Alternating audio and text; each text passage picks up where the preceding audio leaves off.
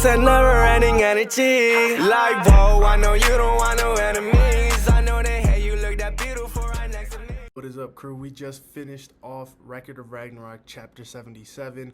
My full breakdown, full coverage is on the channel. Go check that video out. I'll probably link it in the description below. But now we're going to talk about the major developments we got this chapter, namely Siegfried.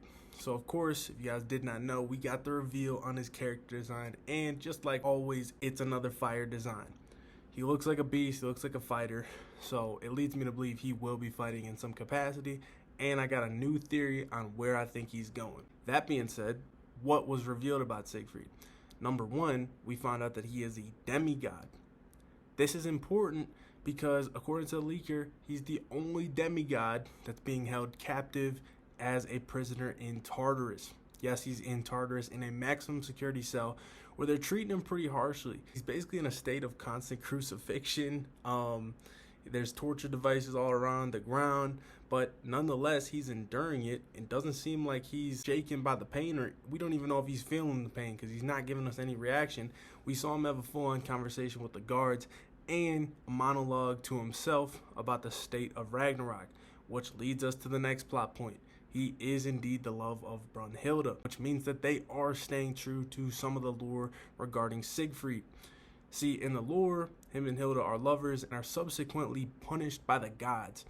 In the lore, if I'm not mistaken, he is only a human though, so the demigod thing is kind of a change. But I've heard some reports that he is depicted as a distant relative of Odin, like a great-great-great-grandson. So if they just change that one to make him a full-on demigod, wouldn't it be interesting if he is another son of Odin in this series? I think that'd be pretty cool. We also find out that Hilda has probably started the entirety of the Record of Ragnarok tournament for Siegfried's sake in some capacity. We don't know the details on this. Obviously, we're waiting on all that to be revealed. We also don't know why Siegfried's in prison, because it doesn't seem like it's the exact same reason as it was in the lore with Hilda and Siegfried's love affair, because of course Hilda is free. Whatever Siegfried's done, it's going to be very interesting to find that out. Now, who do I believe was responsible for imprisoning Siegfried? I think that will be Odin. I mean, it just makes sense. He's in the Norse pantheon.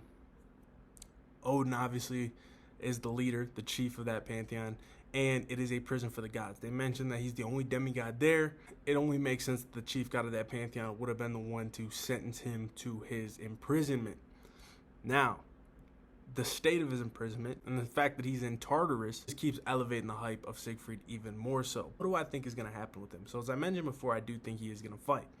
But now, the fact that he's been called a demigod, that leads me to believe that he will indeed be the 14th fighter for the gods. So a lot of people are still confused about this 14th fighter for the gods. Let me break it down for you quickly. Since Buddha decided to fight for humanity, he fought a god in Zero Fuko. Now a lot of people think that, oh, Zero Fuko wasn't on the roster, so it doesn't really matter. No, Zero Fuko was technically on the roster as Bishop Monten. Bishop Monten is on the roster, but he is a part of the 7 lucky gods that joined together to be Zero Fuko. So Zero Fuko just took that slot. So what happened is Zero Fuko and Budo fought, which means 2 gods from the god roster were used in 1 round, and none of humanity's roster was used. That means that if all of humanity's roster is set to fight, the gods will need to add another. That also means a draw must occur because this is the first to 7. Now, of course, it doesn't have to happen that way. Hypothetically, Record of Ragnarok could end in 3 rounds because it's the first to 7. They're tied at 4 right now. But realistically, we know that that's probably not the case, and they probably do want to have all the humans that are listed to get their shine and get their match. So that's where my assumption lies. So if it does go down that path and we do get a 14th fighter, right now they have a tailor-made option right here set up, because there's a clear-cut pathway for Siegfried to take that 14th spot. Now, the way I would do it, the way I think it will be done, is the fact that Siegfried is imprisoned. He's in Tartarus, right? So imagine if Odin or Zeus finds out some of the intel that Buddha knows. I mean, this is assuming that they don't already know this, but imagine that they forgot about it, or they just happen to find it out and they know that Siegfried is closely tied to Hilda and closely tied to her motivations. I could definitely see a scene where one of those two, or maybe both, go down to Tartarus when things are getting dicey, when the rounds are getting close. Maybe it's 6-6 with one draw, maybe it's 6-5, something like that, towards the end of Ragnarok, and Zeus moseys on in there and strikes up a deal with Siegfried to fight, and flat out says, look, if you want to be free, you're going to fight for us. That's the deal. You fight for the gods on this side of the roster, and if you win, you are free of your imprisonment. Your sentence is gone. I think that's perfect. I think that's the clear way that they're going to do things, and it makes things very, very complicated, especially because he is Hilda's lover. And with the way things are shaking out, it seems that Hilda is going to be the final Volund in Ragnarok. So if Siegfried was the final god to fight and Hilda was the final Volund, they would be pit up against each other in battle, which would raise the stakes even more, and it'd be a perfect chess move for somebody like Zeus or Odin to play. Now, of course, it could backfire. Maybe Siegfried would sacrifice himself, or who knows what would happen, but we have no idea. We only know a small nugget about both Siegfried and Hilda at this point. So that's one possibility, right? Him fighting for the gods.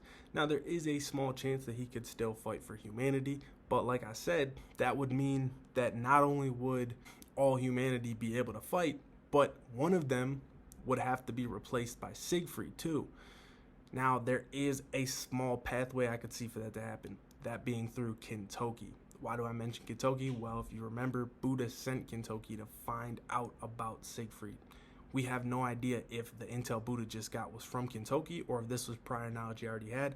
I'm leaning toward it being prior knowledge because he already clearly knew something about Siegfried. He knew he was the man that was going to shake up Ragnarok before he sent Kentoki down anywhere. So I don't think he's had his conversation with Kentoki yet. Now, what do I think is going to happen with Kentoki? I think Kentoki is going to infiltrate Tartarus in some capacity. Like, that's really the only way he's going to get intel. So imagine Kentoki infiltrates Tartarus, and he may even free Siegfried. There's potential for Siegfried to kill Kentoki at that point.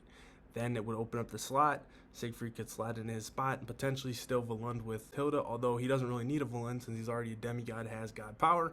But maybe they do it, they make him the strongest human fighter we've ever seen with a Volund and demigod powers. We obviously know gods can still do Volund because Buddha did Volund with 0. I could see either of them playing out, honestly, because we know fates intertwine with the Valkyries and their human. They usually have a love connection. So, I mean, Hilda and Siegfried are literally together. Them combining for Volund would make perfect sense. I'm leaning toward him fighting against Hilda because I think that's something that's a little bit more unpredictable, and the gods need that 14th fighter. He slides right in there as a demigod. I just see it on the wall, man. So what do you guys think? Do you guys like my theory? Do you think Siegfried is the 14th fighter for the gods? Do you think Siegfried is going to be a secret powerhouse that Odin has up his sleeve that's going to be that last shot on Hilda to try to break your resolve? Let me know in the comments below, drop a like, and don't forget to subscribe if you like my Record of Ragnarok content. Also, for Berserk fans, I covered the new chapter. That's on the page as well, so go check that out. Share all the content with friends, and I'll see you guys in the next video. Peace. She gon' do it with no hands, she a master. If they question how I get it, I got answers.